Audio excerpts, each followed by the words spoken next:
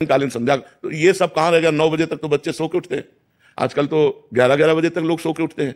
अगर बच्चों को जगाया जाए तो वो जगने के लिए तैयार नहीं। तो आध्यात्मिक सपोर्ट ना होने के कारण हमारी प्रारंभिक दिनचर्या ही बिगड़ जाती है, और कोई दिनचर्या नहीं तो आराधना, देव आराधना कैसे होगी।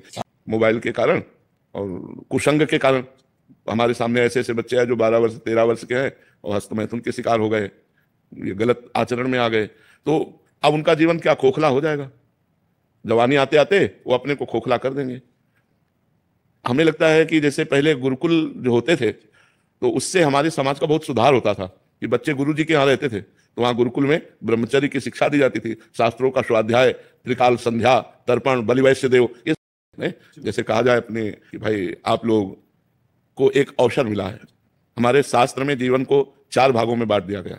पहला ब्रह्मचर्य, दूसरा गृहस्थ, तीसरा वानप्रस्थ और चौथा संन्यास। ये पूर्ण मानव जीवन की पूर्णता है।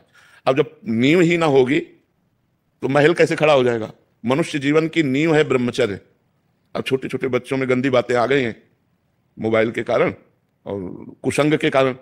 हमारे सामने ऐसे ऐसे बच्चे हैं जो 12 वर्ष 13 वर्ष के हैं और हस्तमैथुन के शिकार हो गए। ब्रह्मचर्य में अगर ब्रह्मचर्य है तो बड़े से बड़े दुख में भी आप अपनी दिनचर्या नहीं रोकेंगे। आपके अंदर पावर रहेगा। खान पान वाला पावर अलग है, वो तो चर्बी बढ़ाएगा। ब्रह्मचर्य अध्यात्म पावर पुष्ट, ब्रह्मचर्य संकल्प पावर पुष्ट, ब्रह्मचर्य सर्दी गर्मी बरसात पीड़ा इनको सहने की सामर्थ्य उसमें आती है। इसलिए हमारी प्रार्थना है कि अगर वास्तविक जीवन सही आनंद में जीना है तो गृहस्थ हो तो उचित ब्रह्मचर्य। हम नहीं कह रहे कि अनैष्ठिक ब्रह्मचर्य।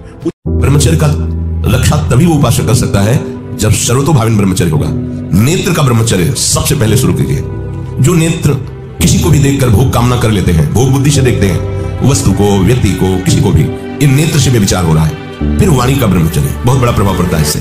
यदि आप जबान से अश्लील बातें, गंदी बातें, कामुक बातें करेंगे तो आप ब्रह्मचर्य रह ही नहीं सकते। अगर आप वाणी से परस्पर शरीर आकर्षण वाली बातें करेंगे बस आप गए। श्रवणेंद्रिय का, कान से गंदी बातें, व्यभिचार की बातें, कामुक बातें सुनना जिससे हमारे हृदय में कामना जग जाए, बिल्कुल नहीं।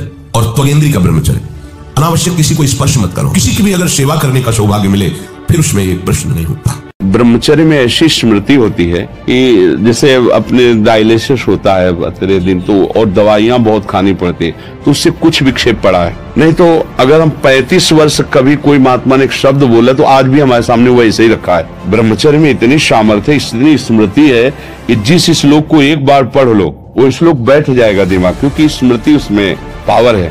आप 1 साल ब्रह्मचर्य रहकर देखिए, नमक रोटी खाइए आप, और आपसे अगर कोई हाथ मिला ले तो उनसे बात करो। 1 साल केवल आप ब्रह्मचर्य रहिए, व्यायाम संयम से रहिए, आपसे कोई हाथ मिला ले तो बताओ, चाहे टेढ़ा को आप उठा के पटक देंगे, क्योंकि ब्रह्मचर्य का बल।